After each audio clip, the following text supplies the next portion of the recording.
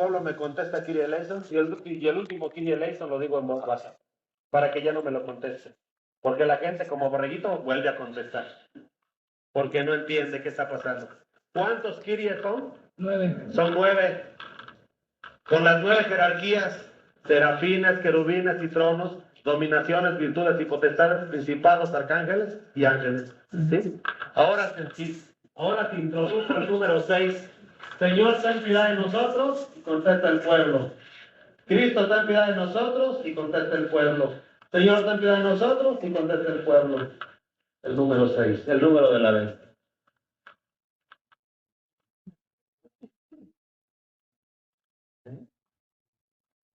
Por eso también en el Cordero de Dios, ya no dicen por los pecados del mundo, porque los pecados implican muchos pecados, entonces rompería con el número 6. Por eso dicen ahora, Cordero de Dios que quita el pecado del mundo, ten piedad de nosotros.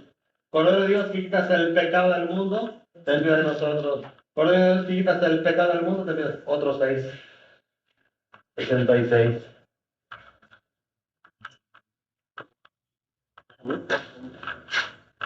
Eso es importante. Nomás que la gente no sabe, pues. Esos son los primeros cambios, introducciones, infiltraciones de la maldad dentro de lo que ellos le llaman la misa. ¿Verdad?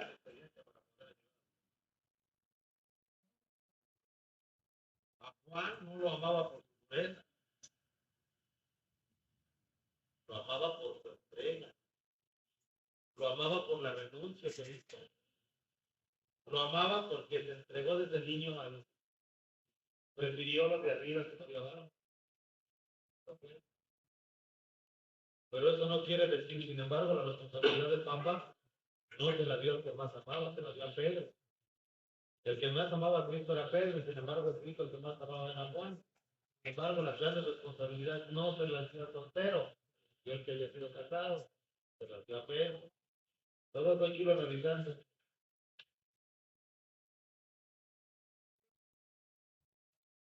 Sin embargo, cuando está en la última cena y le da el mandamiento nuevo, no les dice amados los unos a los otros, como yo amo a Pedro y a Juan, amados los unos a los otros, como yo os he amado a todos. Todos parejos. Incluido el amor de Juan, a Juan. Entonces, tú eres mi predilecto porque eres el más entregado, porque a ti te puedes poder sacar las cosas mejor que los demás. Pero no porque seas predilecto, no porque sea apasionado por ti. Entendía más. Ese es el amor de predilección. Porque cuando analizamos el problema del amor, vemos que Jesús habla constantemente. Yo no he venido por los justos, sino por los pecadores. Constantemente lo dice. Yo no he venido por los justos, sino por los pecadores.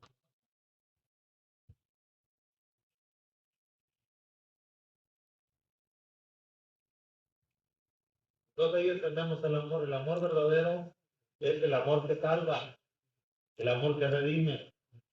Y el amor que salva y el amor que redime es el amor que se da incondicionalmente a todos. Sin distinguir credo, condición social y religión. Porque cuando de otras religiones son capaces de amar su condición, no siendo católicos, ellos tienen más evidencia. Porque están viviendo el verdadero. No importa si es evangélico, si es protestante, si es estilo de trabajo. A lo mejor hasta es modernista. Y va a y no le vale su bautismo y no le vale nada. Pero el amor. Pero si vive el amor, Dios está dentro de él. Y eso puede más que todo lo demás. Y eso puede más que todo lo demás.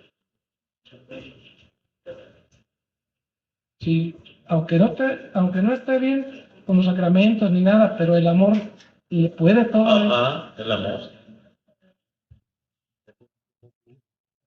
Jesús dijo, nadie tiene mayor amor que aquel que da la vida por sus amigos.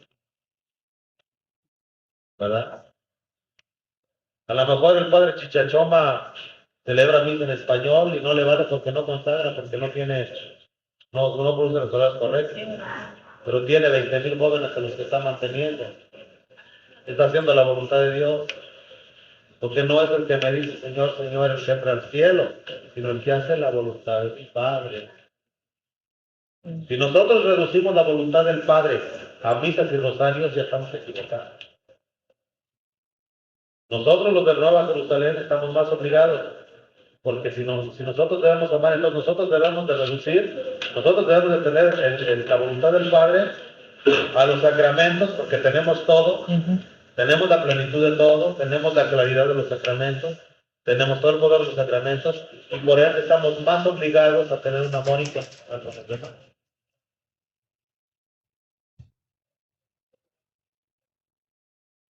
Pero para poder amar a los demás, tenemos que amarnos primero a nosotros mismos. Ajá. Lo que tú criticas de los demás, lo que tú tienes, siempre es así. Eso va por mí, por todos. Lo que uno más critica de los demás, pues no tiene. Lo que uno más odia de los demás, pues no tiene. Espejito mágico. Ajá. Los defectos que vemos en los demás son los reflejos de nuestros propios defectos. Ajá. Ya. ¿Mande? Ajá. Entonces eso es importante, eso es importante.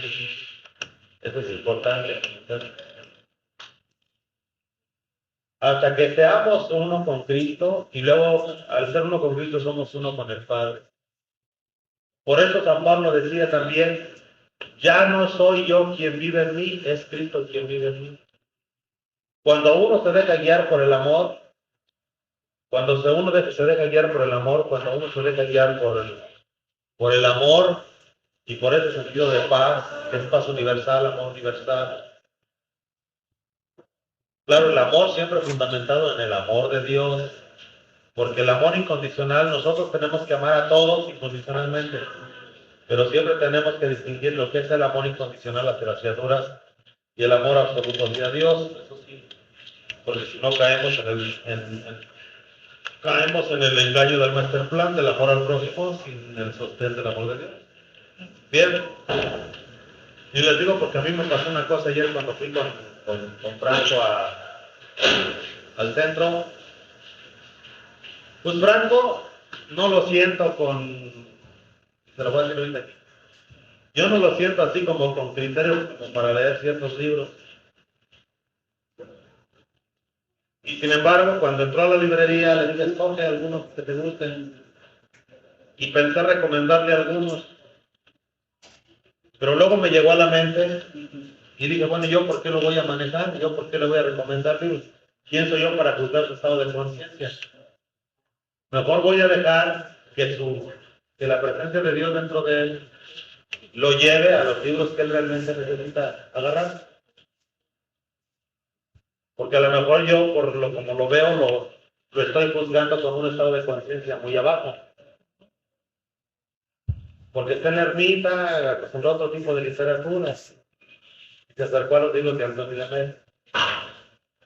Y me quedé yo así y dije, bueno, yo sé que Anthony de Melo es un pregonazo, ¿verdad? Es un sacerdote autor pregonazo, místico de veras, de los buenos. Y le dije yo, mira, ahí está Autoliberación Interior, pero vi que no le vibró. Entonces dije, no, todavía estaba acá, pero después dije, no, me voy a calmar, no le voy a recomendar el libro, que sea la presencia de Dios dentro de él el que lo guíe para llegar a los libros. Y agarró dos Anthony de Melo muy buenos. Y después de que él agarró esos libros y los pagó, yo me entró una paz. Pero esa paz yo la sentí como un premio que Dios me dio por todo el esfuerzo que hice por no tratar de controlarlo a él. O porque yo decía, bueno, es que viene de la ermita y ellos no están acostumbrados a este tipo de literatura. Están acostumbrados a la literatura antigua y de haz penitencia y sufre y llégate y llora y pecador infame. Ese tipo de literatura. Entonces me hacía raro que él pudiera entender esa literatura. Entonces le digo, la ve a ella porque ella se ha leído a Antonio de Melo, sabe de qué estoy hablando. y lo vi que agarró 2 libros muy interesantes. Y después de eso, cuando yo venía con él en el reto, venía con una paz. Pero con una paz que Dios me dio un rato de paz, una paz gozo. Así como que me dijo, mira, estuvo bien lo que hiciste. Pero con eso ya aprendí, porque es la primera vez que ya no recomiendo libros.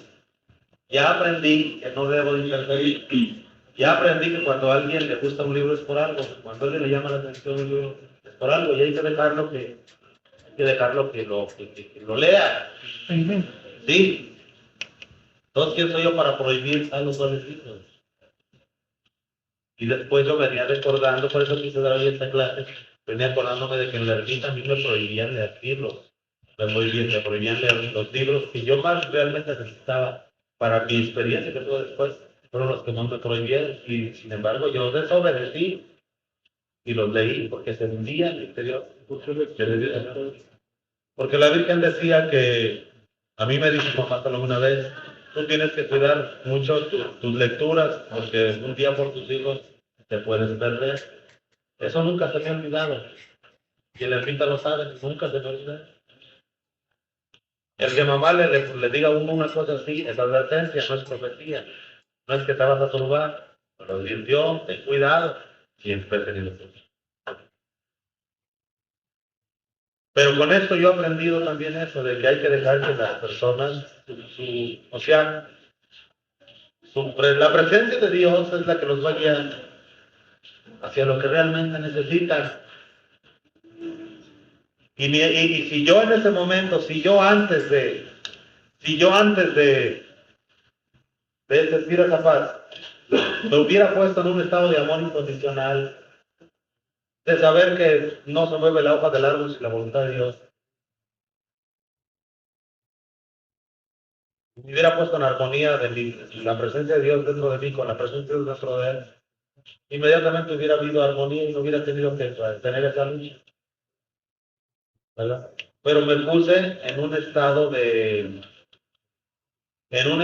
como de atribuirme la sabiduría yo. No, pues yo sé que yo sus libros ya los he leído, ya sé que esto se puede servir o que no, que tan elevado está. Estaba yo muy en la carne, no en el espíritu. Entonces para mí fue aprender, no hombre, ayer, y así, yo en mi vida cotidiana ando, pero observándome constantemente lo que hago, lo que pienso, lo que digo, por qué lo digo.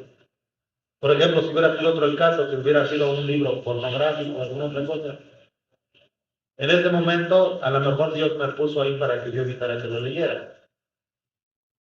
Y uno tiene que también tener la paz interna para saber si debe uno de hacerlo. O sea, es algo muy profundo, que solamente hasta que lo experimenten lo van a comprender. Pero mi clase de hoy, quiero ir con mi clase de hoy a que ustedes aprendan a vivir a Dios, a que ustedes aprendan a tener una experiencia con Dios.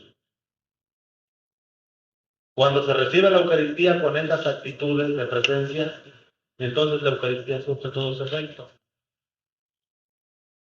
Me decía la mayor doña Martina, ayer otra experiencia sobrenatural así. No, que el poder de Dios. Ayer fui con doña Martina a ver, acabaron de pintar a mamá Salomé, quedó precioso mamá Salomé.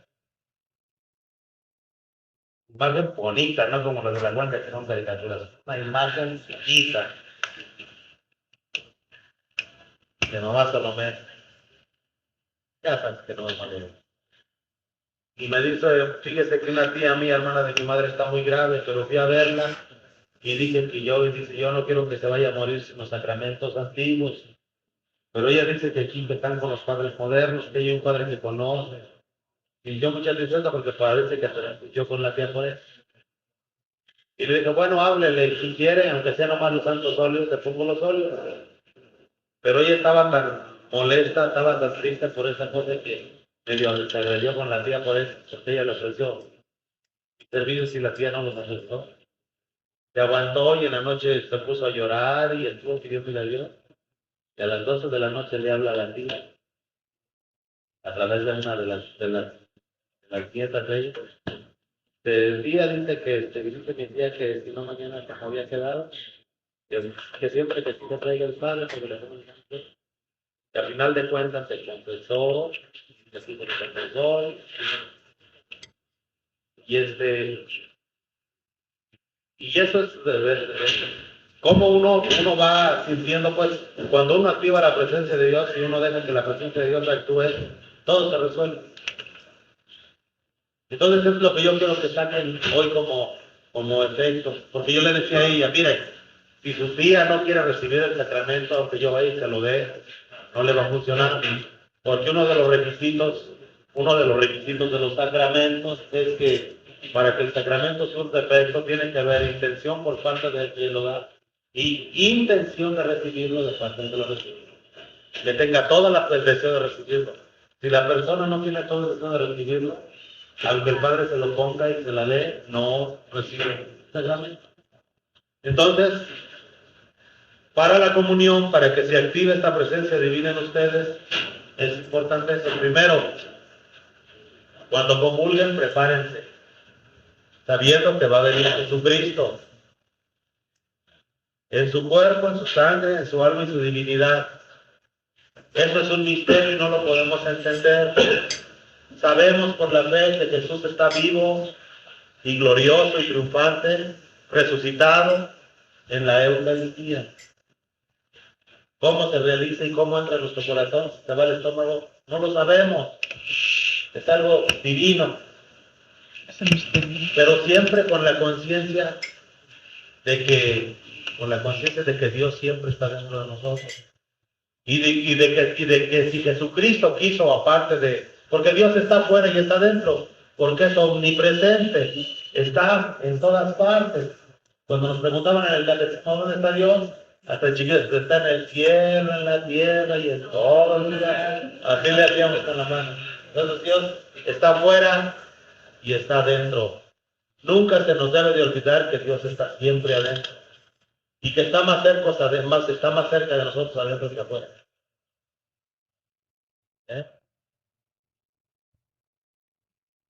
Porque Dios está en el centro del universo. Y nosotros estamos en una orilla del universo. Pero también nuestro cuerpo es un universo y el centro de nuestro universo es el corazón. Entonces está dentro y está afuera. Y que si nuestro Señor Jesucristo inventó el sacramento de la Eucaristía, fue precisamente para que la humanidad entendiera que lo que quería Él que entendiéramos nosotros era que Él siempre vive adentro. Que Él siempre vive adentro.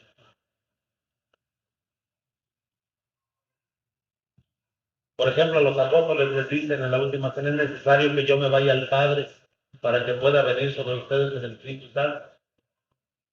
Y luego les dice después que resucitan, yo estoy con vosotros hasta la consumación de los siglos. Y Él se está yendo al cielo, ascendiendo, el jueves de la ascensión, se despide de ellos y les dice, id y bautizar a todas las naciones, enseñándoles a observar lo que yo les he mandado, bautícenlos en el nombre del Padre y del Hijo y del Espíritu Santo. He aquí que yo estoy con vosotros, no yo estaré. He aquí que yo estoy con vosotros. Aquí está hablando presente. Yo estoy con vosotros hasta la consumación de los siglos. Pero Él ya está volando, ya está en la nube. Y los apóstoles, favor, se pierden. No le entendieron. ¿Me entienden? No le entendieron. Y le agarraron la onda. Y todavía les dice, váyanse al cenáculo y allí van a orar 10 días hasta que venga el Espíritu Santo.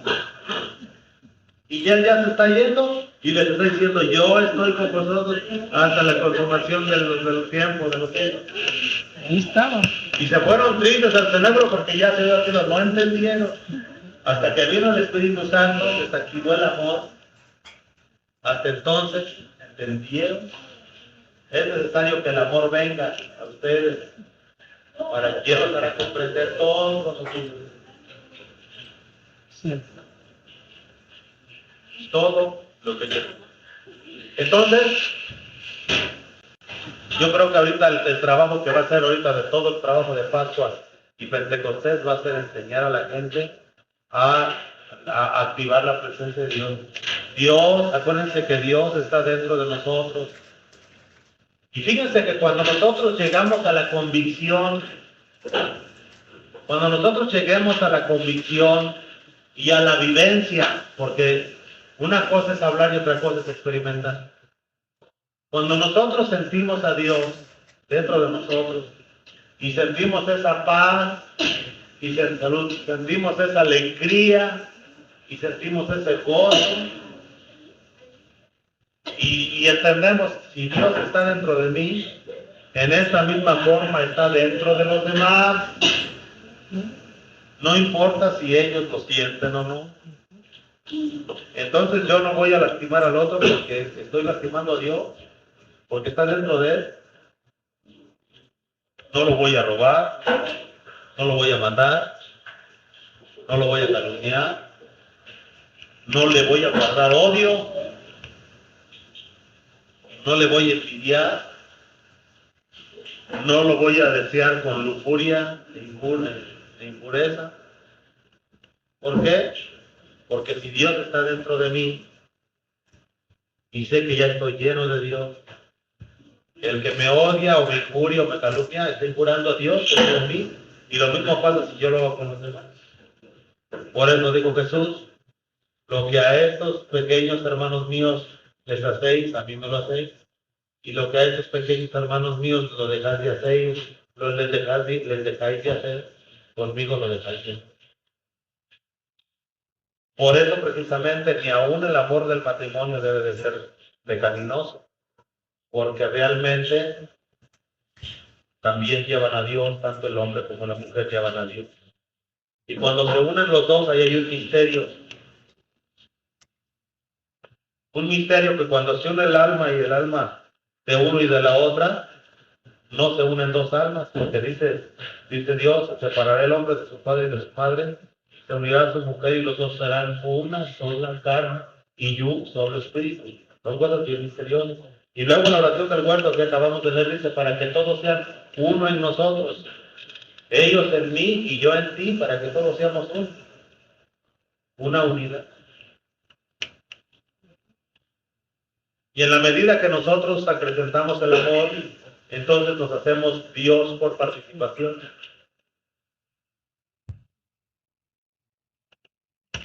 Les voy a poner un ejemplo de cómo sucede eso. Cuando ustedes meten un pedazo de hierro al fuego,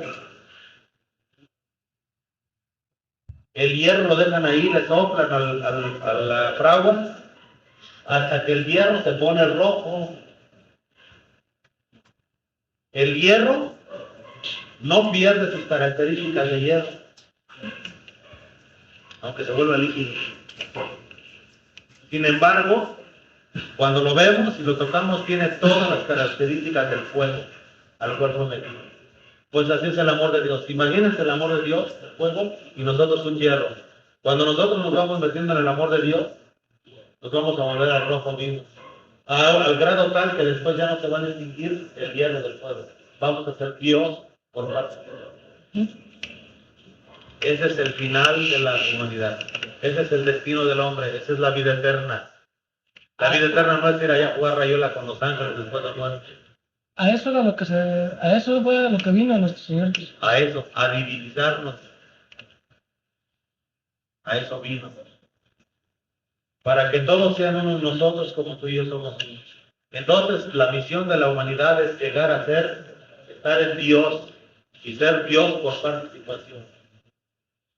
Que tiene más que ver con un cielo que nos los pintan con angelitos y con los santos allá que ponen en la iglesia que ponen a los santos con sus palmas allá parados sobre una nube.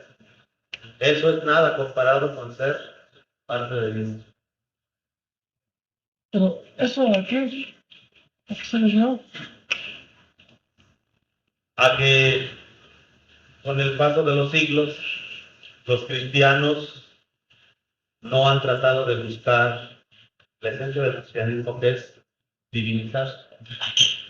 Y todos los sacramentos tienden a divinizar. Porque no sabían cómo explicar o cómo... No, porque poca gente aspira a la santidad. Y la santidad es esto. La santidad no es hacer milagritos, ni resucitar muertos. Ni tampoco caminar sobre las aguas. La santidad verdadera es alcanzar el amor de Dios, es ser Dios. Y eso, lo que nunca nos han enseñado en la iglesia es que eso lo podemos alcanzar en esta vida. Todo lo que no es amor es infierno. Por lo tanto, una persona que odia, una persona que tiene envidia, una persona que tiene avaricia, una persona que no perdona, una persona que tiene lujuria y que no trata de dominarla, en fin, todos los 7 pecados capitales, la pereza, ya está viviendo su infierno desde ahorita. Entonces, cuando se oye decir que el infierno es lo mismo aquí en la tierra, por una parte hay razón. Y por otra parte también tiene razón, porque el infierno está en el centro del planeta.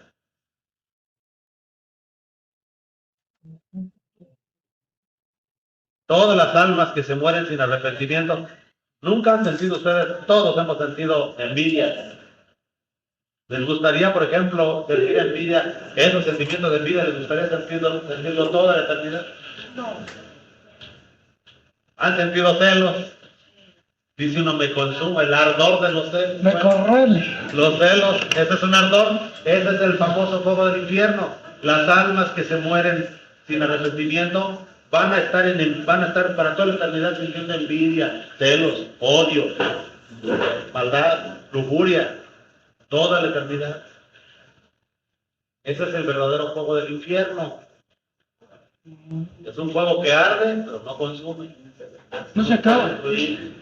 Así como los celos, nos ardemos de celos, pero no nos morimos. Ese es el estado mental con el que te mueras, es el estado con el que te vas a quedar toda la eternidad. Independientemente de eso, sabemos que en el infierno hay fuego de otra naturaleza. Fuego de lumbre. Es un fuego espiritual. Pero está tan unido como el hierro con el calor, que también el odio será como un calor ardiente que quemará y deshacer el hierro de nuestra condenación eterna. Entonces hemos podido reencarnar. Si muchos no han alcanzado la santidad, ha sido por 2 factores. O porque los ministros de la iglesia no explican eso. Realmente es por lo que la Biblia Santísima en todos los mensajes se preocupa. Porque cuando ha habido verdaderos sacerdotes santos, un sacerdote santo lleva a las almas a la santidad. Precisamente ya les he dicho en las misas que la confesión es para eso. Un alma, una persona, se confiesa y comulga y dice sus pecados. Pero el sacerdote está obligado en confesión en Biblia diciendo cómo salir de esos pecados. Pero una vez que la persona sale de esos pecados, entra en otras etapas del camino espiritual, en el que va a necesitar la confesión, quizá porque haya reincidencias en algunos pecados, pero ya no como pecadores, sino por acechanzas diabólicas que les ponen el camino. Y entonces el sacerdote se convierte en el confesionario en un verdadero maestro que empieza a dirigir espiritualmente aquella alma. Vas a ayunar, o tú vas a ayunar, o tú no vas a ayunar, o vas a hacer esta penitencia, o vas a hacer esta oración. Santa Teresa, cuando ya no podía rezar, porque ella que rezar y empezaba a rezar ella en unas desesperaciones horribles, desde un abandono total de Dios, le dijo a su confesor, le dijo a San Juan de la Cruz, Madre Teresa, usted lo que va a hacer es que a la hora de la misa, en lugar de estar orando, se va a poner a contar las vidas de la iglesia. Pero ¿cómo tengo que no? Por obediencia, y esa va a ser tu oración. Le vas a ofrecer a Dios contar las vidas de la iglesia. Y así pasó 18 años contando vidas de la iglesia, sin sentir fervor, sin sentir devoción, sin sentir amor. Cuando llega ese momento, esas pruebas tan duras, que es la purificación del alma, es cuando Dios mete al alma en un infierno en esta vida para no mandarla al infierno en la otra. Pero quien pasa por este infierno en esta vida, se va derechito al cielo y alcanza los grados más altos de santidad. ¿Es el peldaño de la purgación? Es la vía purgativa. Purgativa.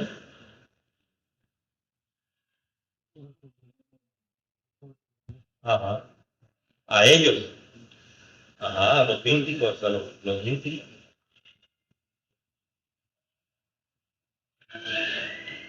Entonces eso es muy importante que lo sepan, que lo conozcan. Porque porque yo sí quisiera que practicaran la presencia de Dios. Pero no como una presencia que los ve desde afuera, sino como una presencia que la trae adentro.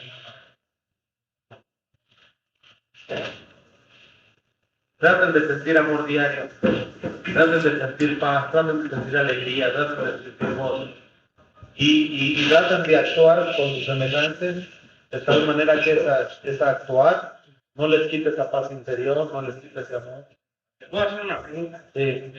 Bueno, la otra vez en una clase yo no la entendí, o sea, no sé, bueno, la palabra que usted quiso decir. Dios no existe, que Dios es, o sea, ¿cómo podemos entender eso? La existencia es obra de Dios. Nosotros existimos porque tenemos un principio. Aunque vayamos a ser eternos, tuvimos un principio. Y Dios no tiene principio. Dios es verbo ser, presente, ni pasado ni futuro. Eternamente presente. Para Dios no hay pasado ni futuro. Siempre es presente. ¿Sabes bien? Nadie lo creo.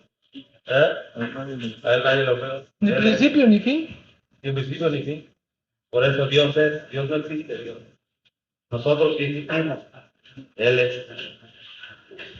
Pero cuando tú empiezas a llenarte de amor, entonces dejas de existir para ser.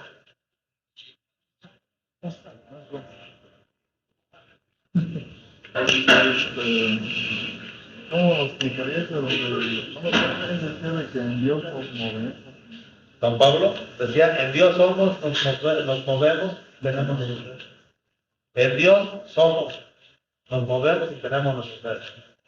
Imagínate una esponja metida en una cubeta ya. La esponja en el agua se mueve y ahí viene su ser. Así estamos penetrados de Dios. No hay nada en nosotros, ninguna célula física o nuestra alma que no esté penetrada del Espíritu de Dios. La esponja tiene agua hasta por dentro. Y como Dios está en todas partes, entonces no tiene centro. Y el centro para Dios puede ser nuestro corazón. Por lo que decía cuando se sembró con María, estaba él adentro. Pero ¿cómo me explicas? Porque dice San Pablo que en Jesucristo habitó toda la plenitud de la divinidad. ¿Cómo te explicas que Dios, que es infinito e inmenso, que es más todo el universo subsiste dentro de su espíritu, cupo en el vientre de María 9 meses? Este es un misterio que no podemos hacer. Hay una antífona del oficio de la Virgen María que dice: al que no pueden contener los cielos y los universos, habitó en el cielo de María nada más. Es un misterio.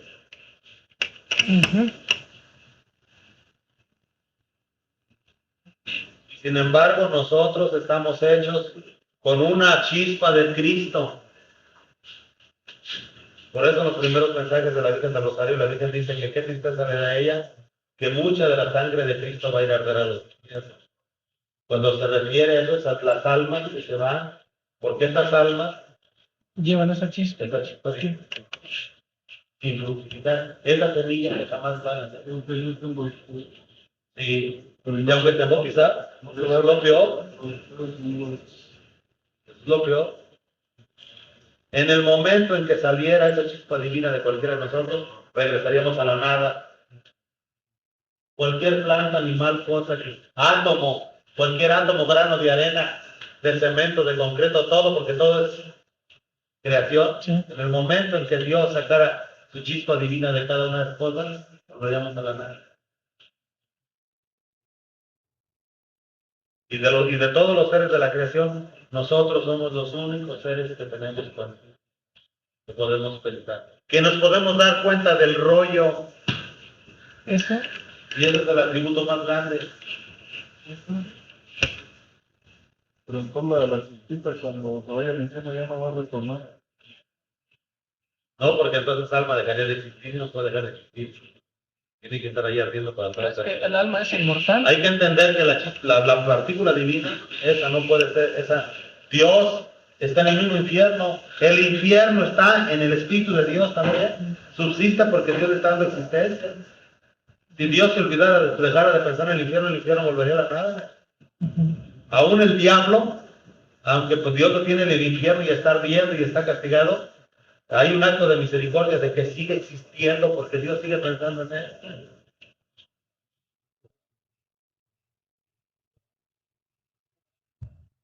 Como aquella canción que dice que el odio hiere menos que el olvido, dice la canción. O me odias o me quieres, pero la indiferencia es lo peor, que es la nada. Ajá. O sea, si Dios se olvidara de cualquier criatura, volveríamos a la nada.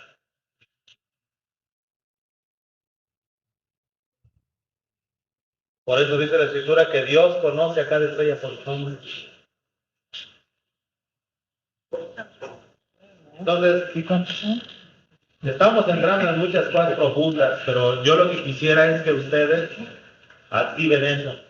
Que no se les olvide que Dios está en ustedes y que esa presencia de Dios en ustedes se llama yo soy, que soy. Ustedes sienten esa presencia. ¿Y cómo van a saber cuando Dios se está manifestando a través de ustedes? ¿Cómo pueden saber que Dios está ahí? Siempre Dios está ahí, aunque no lo sientan. Si no lo sienten es porque a veces ustedes se anteponen a Dios. Pero si ustedes el amor lo van limpiando, lo van purificando y tratan de sentir diario amor por todos, al grado de que poco a poco vayan cultivando el sentir amor por todos, sin diferenciar credos ni razas. Por eso les he dicho en las clases que no porque el Papa Juan Pablo II o los modernistas estén mal, no por eso los vamos a odiar. ¿Ya me entienden? Sí, pues. O no porque aquel evangélico testigo de Jehová lo vamos a odiar. O no porque aquel sea un asesino o violador, lo que sea, lo vamos a odiar. ¿Me entiendes? En la medida en que vayamos activando el amor y tratemos de hacer sentir el amor así incondicional, el deseo de dar y de compartir con el único deseo de redimir, sin fijarnos en la forma, porque por ejemplo, se lo he dicho en la misa, a veces le damos al limosnero que nos cae bien, que nos causa compasión, pero al que viene todo mugroso, con un rostro de maldad, porque a veces esos seres vienen así, porque están dormidos, son seres dormidos que no saben lo que traen adentro.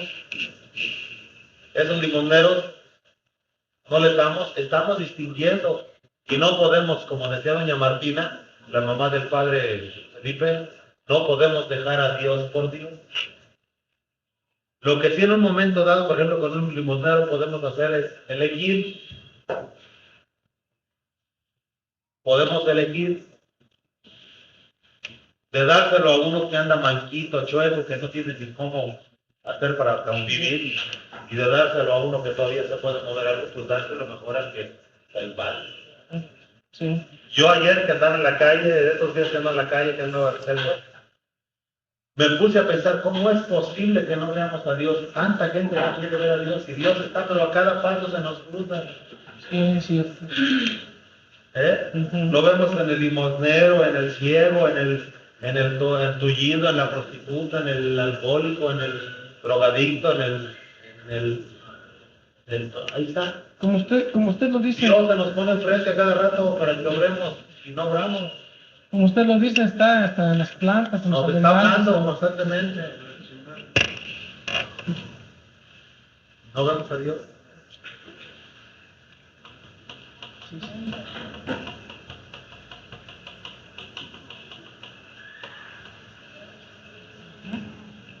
Entonces yo aquí espero que ustedes activen, sobre todo cuando comulguen, saber que esa presencia de Cristo, que Cristo viene real y verdaderamente en cuerpo, sangre en mi divinidad, y que esa presencia divina que ustedes ya traen ahí, que también ahí está Cristo, empieza a crecer. Que cada vez que comulguen sirva para tener paz, amor del prójimo, más paz, más alegría, más gozo espiritual. ¿Cuáles son a ver tú, Franco, cuáles son los dones de los frutos del Espíritu Santo? Franco, los que te acuerdes. Yo tampoco no me acuerdo de todos. Gozo, paz espiritual, Longanimidad, longanimidad, bondad, mansedumbre, modestia, continencia, castidad. Cuando tú entiendes que Dios está en tu prójimo, ya no piensas con lujuria de Él, ya no piensas con odio de Él, Ya no piensas con maldad de él, porque entonces hay una relación. Así como tú sientes a Dios en ti, de pronto sientes que también está en él. Pero ya no es por creencia ni porque lo oíste en una clase, sino porque ya lo sientes. Una de las cosas que una vez leí en el libro de que muchas veces uno se puede desahuciar porque tenemos que poner una hora y es como que siente la presencia de Dios, pero por así decirlo, llega uno a caer y es como que ya le cuesta no trabajo. Entonces, ahí lo que yo leí es de que dice que uno nunca debe, lo peor que puede hacer es postergar. Así siempre hay que tener mucha paciencia porque una inspiración que recibió Tomás de Kempis es de que al menos aquí en la tierra no vamos a tener paz, que eso vamos a alcanzar ya que si llegamos al cielo. Sí, Que solo allá es donde se conserva la paz. Que aquí bueno, vamos a tener eso es otra cosa. Eso es otra cosa. Allá es donde se va a conservar la paz para siempre. Aquí la tenemos, pero no siempre la conservamos. Pero ella lo que se refiere es de que siempre va a haber acechanzas y tentaciones y que por lo que no debe uno de desesperar. Pero cuando vengan acechanzas, cuando todo en nuestro alrededor aparezca absurdo y duro y doloroso, hay que irse al centro. Si ustedes están en un huracán y quieren salvarse del huracán, cuando hay un huracán, por ejemplo, en el mar, una embarcación, lo que puede hacer si no quiere hundirse es meterse dentro del huracán. Que se vaya al centro donde está el remolino, ahí está tranquila el agua. Sí. En el centro del huracán hay pura paz. Y así no es nuestra vida debe ser un huracán, hay que irse al centro. Cuando no tengamos por dónde correr, al centro, al corazón, y saber que aquí está Dios, la presencia de Dios está aquí. Y la presencia de Dios está aquí. De ahí que los santos decían, si Dios conmigo, ¿quién contra mí? Yo diría, si Dios en mí, ¿quién contra mí? Nadie contra mí. Sí. Y si Dios en mí y Dios en mi hermano, no puede haber odio ni pleito. Porque es Dios el que está en él, como Dios el que está en mí. Es el mismo. Y Dios no se puede poner contra él. Sí, no se puede dar Dios contra Dios. ¿No?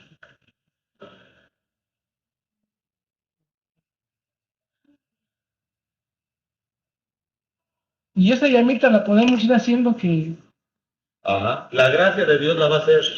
Tú lo que tienes que hacer es disponerte. la voluntad. Sí, la voluntad. Por eso Dios nos puso los mandamientos. Los mandamientos son las normas que tenemos que obedecer mientras no seamos capaces de sentir la presencia de Dios. Una vez que tú sientes la presencia de Dios, ya no necesitas los mandamientos. Por eso dice San Pablo que la ley esclaviza y que el que ama a Cristo está sobre toda ley.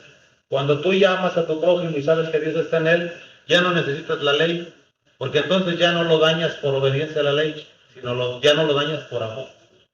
Está sobre la ley. Ya la ley no tiene por qué gobernarte. O sea que los mandamientos son como las llaves. Los mandamientos son la llave. Eso es. Abre Los mandamientos son la llave. para abrirla y entrar. Ajá.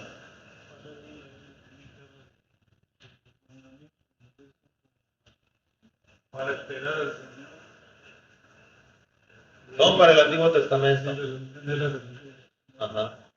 Y ya llegando a Jesucristo, ya es como llegaba el amor. Pero dice aquí, el amor de Dios excede todo conocimiento.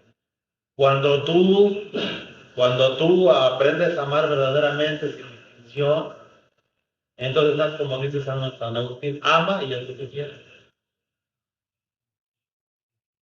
Eso dice San Agustín, ama y haz lo que quieras.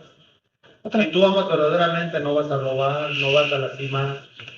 Pero para eso tenemos que estar conscientes de la única conciencia, de lo principal es que Dios está dentro de nosotros. Y una vez que sientan la presencia de Dios, tratan de ser uno con Dios. No les puedo decir cómo se hace eso, porque eso Dios lo va a hacer, eso Dios se los va a conceder a cada quien con sus propios caminos. Pero si ustedes confían en Dios, ustedes su misión ahorita es sentir la presencia de Dios y no olvidar que Dios está en ustedes y que Dios va con ustedes donde quiera que vayan, al baño, a la cocina, A lo que hagan, Dios va con ustedes. Dios va con ustedes. Pero se manifiesta según a su nivel de aquella persona. Se manifiesta según la voluntad que Dios, el hombre ponga para estar con él. Acuérdate que el amor es dar, compartir y redimir. Y que el amor verdadero no ve colores, ni credos, ni niveles sociales, ni formación política. El amor es incondicional. Lo más cercano al amor del Dios es el amor de una madre, que ama sin esperar nada a cambio. Y que aunque el hijo sea malo, perverso, lo sigue amando. Con toda su perversidad no lo sigue amando. ¿Sí? Pero el verdadero amor nos induce a obrar correctamente, aún a poner disciplina.